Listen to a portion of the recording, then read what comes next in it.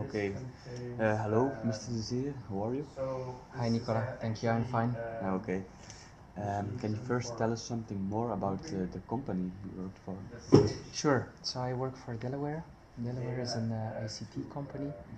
Basically, what we do is we design and construct, so design, construct, build, and maintain ICT applications. Okay. Around all those ICT applications, we also build mobile applications, and so that's in a nutshell what we do at our company. Is that clear for you? Yeah, of course. Can you just tell us something more about your expat experience? To which country you went and for how long? Sure, sure. Actually, I was asked by Delaware to move to China. Okay, so it was an opportunity for one of our major clients, being Bekaert. They build fencing, so they're in the steel cord business, and they have a lot of production facilities in China. And actually, the idea was to start up let's say our operations in China in order to support also Bekaert in what we call offshore services. Okay, so we used to deliver services for Bekaert here from Belgium, but these services come at quite an expensive cost, at a high cost. So the idea was to set up an entity in China so we could lower the overall cost towards Bekaert. That was the idea. So I moved together with my girlfriend in, I think it was in 2005, and we came back in 2009. So we spent 4 years in China. Yeah. We spent the first 2 years in Shanghai, and then we moved to Suzhou. Okay. I also went to Suzhou. Really? Okay. Yeah. So we've seen the city. Yeah. So we have now we have an office. I mean, when I was there, I started the first office in Harbin in the up north, and then the second office was in Suzhou.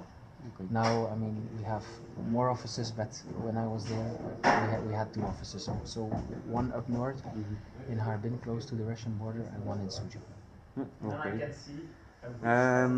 If you had the opportunity to do the same expat experience today all over again, are there certain things you would change or you would do different?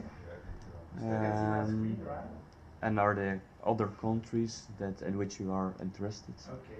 Okay, well then go, so remember the name. It's a very good question.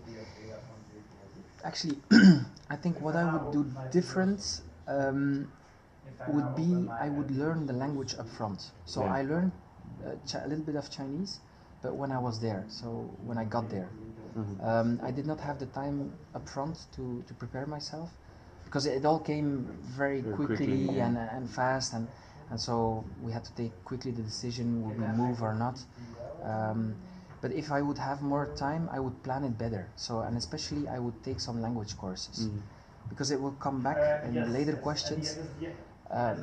If you can speak the language, it's really an advantage. So, for example, let's take the example, Brazil, there they speak Portuguese.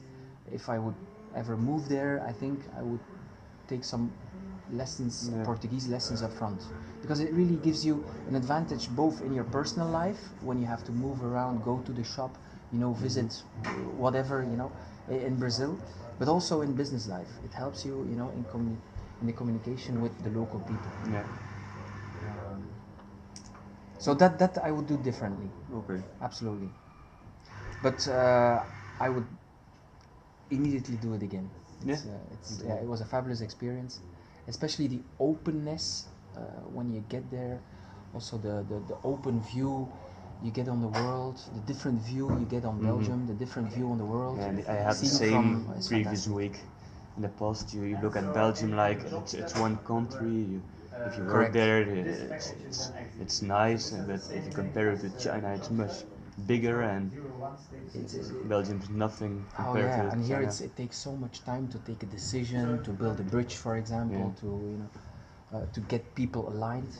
And there in China, they say, okay, we'll build, let's say, a construction site here. Okay, all the people who live there will move them to another region, and it all happens like this. It's amazing.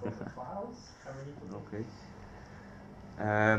Is there a difference between the power distance in Belgium and in China? So hierarchy or things like that? I think so, yeah. It's linked to the Confucius story. Yeah? They have an immense respect for elderly people, for people that are higher in, let's say, in the hierarchy in a company. There's a big power distance in China. Yes, you just don't walk into the office of the CEO like that. Here you can do that. Yeah. If the partners are in, so partners are the owners of the company. If they're in the office, you can walk in, you can say hi, no problem. There's a level playing field. We're all the same, but in China it's different. Not done. It's not done. No. You really have to know how you can approach the CEO or let's say the top management level of the company. So yes, there is a high power distance in China. Yeah. Okay. Thank you. Okay. Is the knowledge of a Chinese language necessary, or is it just a big advantage if you are able to speak fluently English or Chinese in this case? I do think it's a big advantage. I had a personal assistant there. She helped me in translating, but often in discussions, difficult meetings, the finesses of the conversation I missed. So I could sense and I could feel what the people were talking about, but the details, and that's where it gets interesting, they escaped me because I did not understand them. Okay, so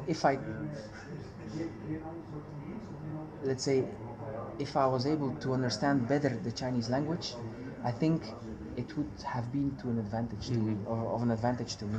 So I think it's an advantage. Maybe not such a big advantage, but it's definitely an advantage. Absolutely. Okay. The next question: what is the most important or motivating thing for a Chinese employee? Actually, that's the same for every employee around the world, and I've seen that in China. It's the same in Belgium. At first, I thought a good salary was the thing that was driving, let's say, the Chinese employees. But that's not true, because a salary is what they call an extrinsic motivator. It's not an intrinsic motivator. It does not come from the person itself. It comes from outside the person. Okay. What really drives all employees all over the world, also in China, is intrinsic motivation. Okay, that means a motivation that comes from the person itself. And when you look at intrinsic motivation in our company, and what for us is really important at Delaware is we look at the values. Okay, the values of the company. If they're in line with the values of the person, then the person will be really motivated to work for Delaware. Okay, and that's commitment, teamwork, entrepreneurship, and that's what really drives, let's say, what really motivates the employee. If you play on that, then the salary is not so important. Okay, because the employee will have a certain feeling of belonging to the company.